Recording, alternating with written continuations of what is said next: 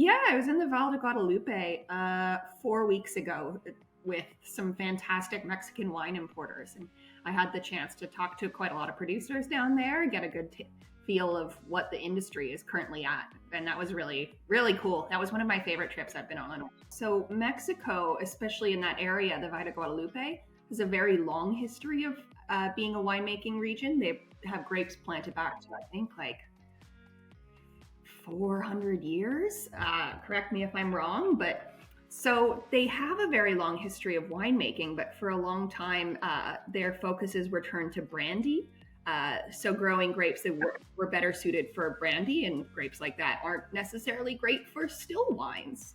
Um, so over the last kind of 30 years there's been a lot of producers kind of taking a step back and being like, hey, we've got this fantastic land, we've got some really old vines, why aren't we doing that? I think maybe in the 90s, there were only 10 producers of still wine in the Valle de Guadalupe. So over the last kind of 20, 30 years now, a lot of producers have been replanting and making their own wines and not making brandy and trying to figure out what the future looks like for that region. Is it sparkling wines?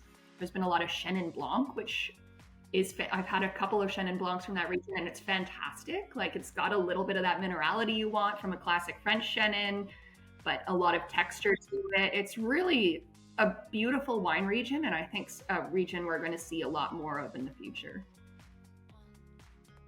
Yeah, I was with a couple of folks who import to the United States Mexican wine, and they're starting to get more and more traction in major markets and in smaller markets. So they're doing a lot of work on the ground.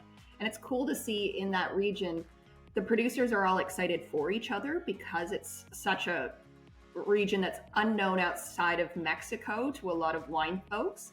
All of the winemakers are talking to each other. They're all really proud of each other. They're all kind of having a lot of conversations with their colleagues and peers on what works in that area, what doesn't.